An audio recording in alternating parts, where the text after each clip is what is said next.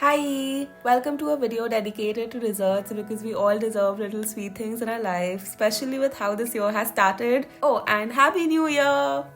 Dessert number one, we have donuts. In a bowl, I added warm milk, which I just microwaved for 30 seconds, a teaspoon of yeast, and a tablespoon of sugar. Mixed it and then set aside for about 8 minutes for the yeast to do its job. In a separate plate, I added a cup of all purpose flour, a pinch of salt, and a tablespoon of room temperature butter, and a few drops of vanilla essence, and finally the wet yeast mixture. I kneaded this with my hands until a ball of dough formed. The kneading part took me approximately 10 minutes. I put this in an oiled bowl, topped with more oil, and then covered and forgot about it for 2 hours. After the dough had risen, I gently flattened it out on a parchment paper with a rolling pin. Also added flour to avoid the dough latching onto the paper.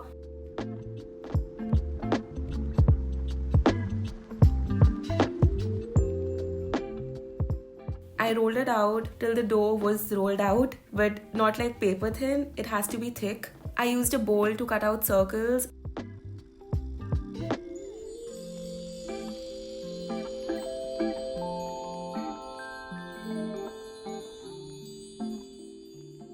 And yes, it is completely okay to knead the leftover dough again and make more circles.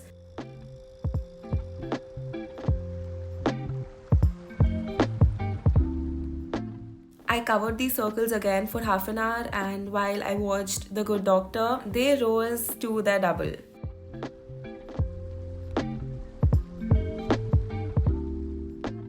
I fried them in oil, and now as you can see the oil was quite hot, so the donut cooked very quickly on one side, almost burned. This is not what you want.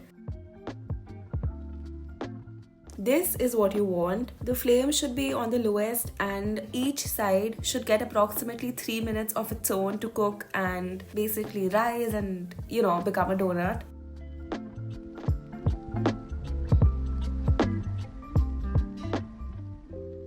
I kept the donuts on parchment paper to cool down a little, and then in powdered sugar, though I would recommend dusting the sugar on top because it just looks prettier.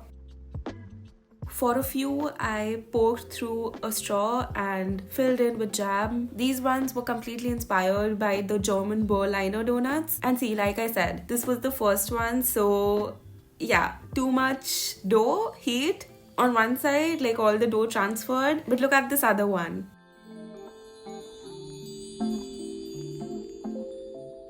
Perfect. Just one donut left. All I have to say is that for eggless donuts, they tasted so good. I mean, there aren't any Dunkin' Donuts or Krispy Kremes in Calcutta yet. So if you really want good donuts, you have to go on a hunt because it really is a hit or miss when it comes to cafes. A donut grilled cheese sounded like a really amazing idea. So I cut my donut in half, added a slice of cheese and some mozzarella cheese, and then put this on a buttered pan.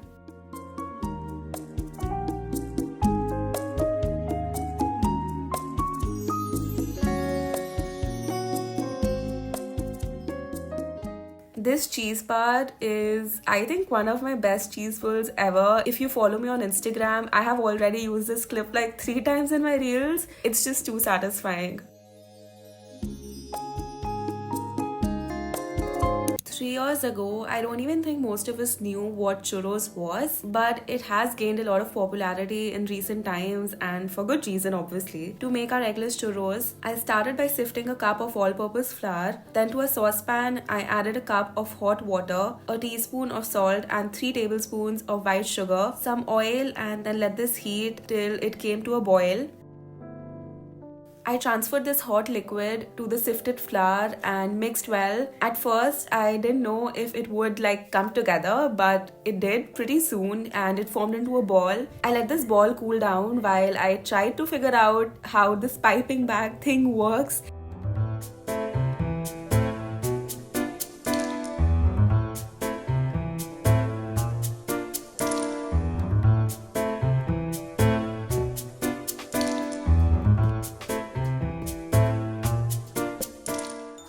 I think it's safe to ask, am I dumb or am I dumb? I ordered these nozzles specifically for these churros, and well, they ended up being really small, but I made it work somehow. Just tinier, smaller, cuter churros. I fried a bunch of these churros in hot oil.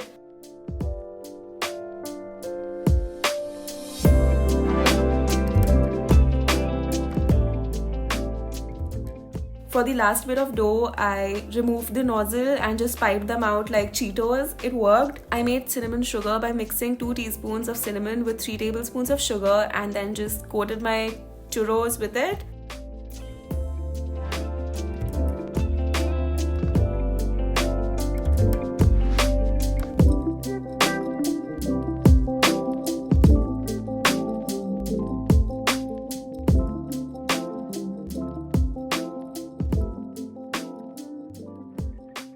You will not believe how good these turned out with how easy they were to make. Yeah, they were like really good.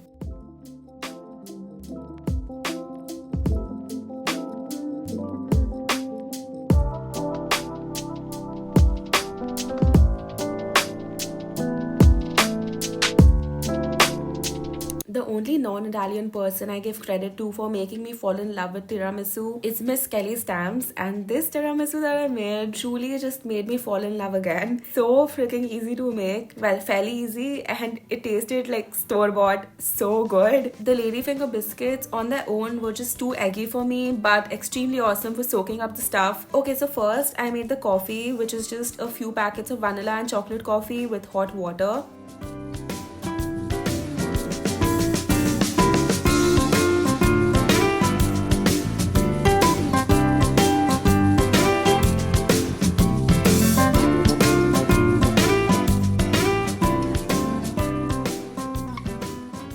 I took whipped cream and then whipped it on high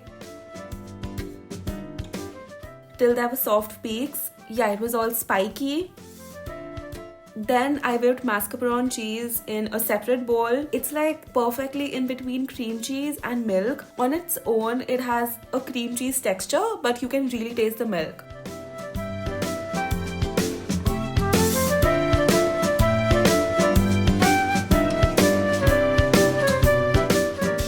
Till it became all crumbly, and added the whipped cream to that. Then I added the icing sugar and whisked all of this together.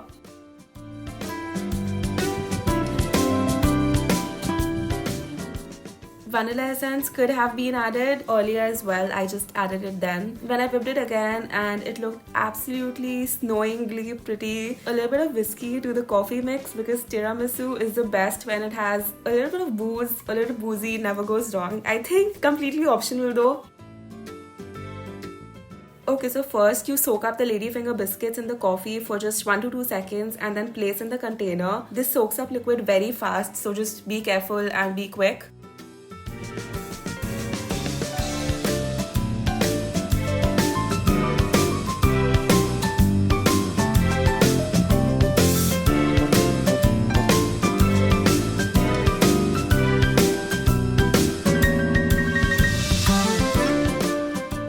After pouring half of the whipped cream cheese mixture and flattening it out, I dusted about a tablespoon of unsweetened cocoa powder on top and then repeated the entire thing again.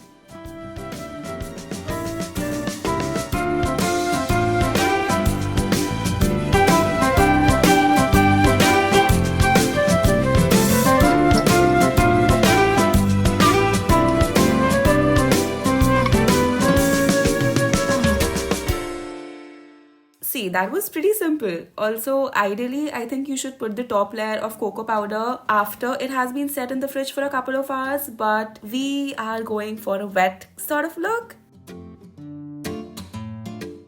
I covered it with a cling wrap and then popped in the fridge for 7 hours straight. With the leftover coffee mix, I just poured that into the cream bowl and whisked it and just drank it.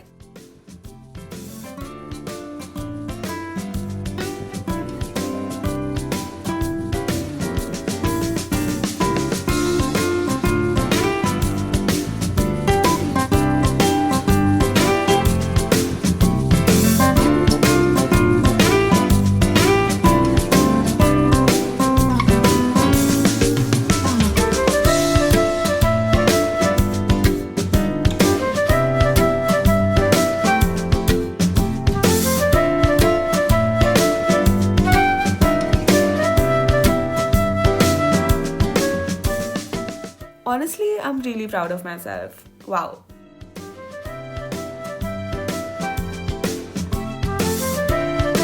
The Japanese fruit sandwich that literally looks unreal to me, too picture perfect to eat. For the whipped cream, I just whipped some cream and sugar. Also, if you have mascarpone cheese, I think you should add half of that and then half of whipped cream for it to be more stable. But unfortunately, the tiramisu just used up all of the cheese, so I just had to do with whipped cream. It still works out, sort of. You'll see.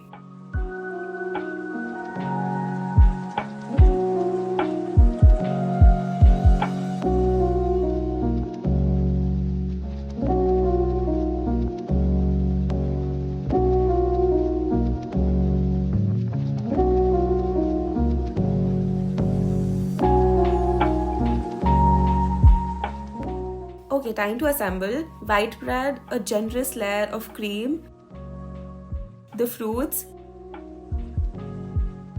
whipped cream to fill the gaps, and bread. Done?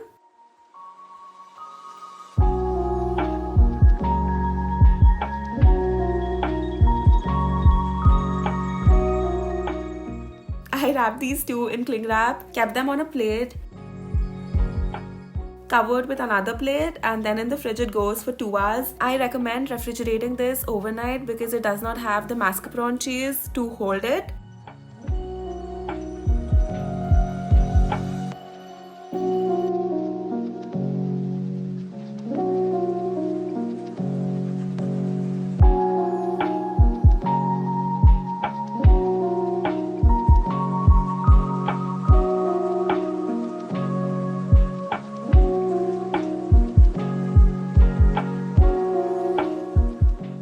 Again, not picture perfect, barely managed to come together, but it really is just whipped cream with bread and fruits. You really cannot go wrong with that.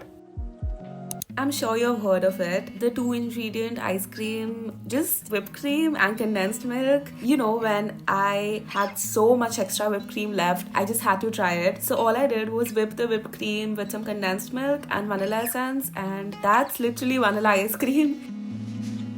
I poured half of it in the container.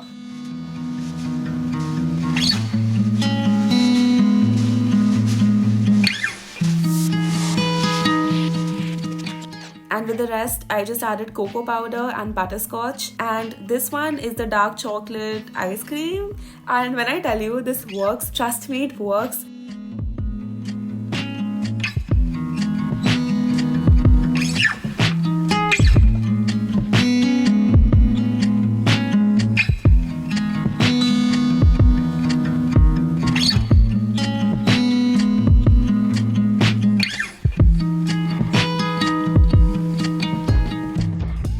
This is my ideal ice cream sundae bowl. Some tiramisu, strawberries, grapes,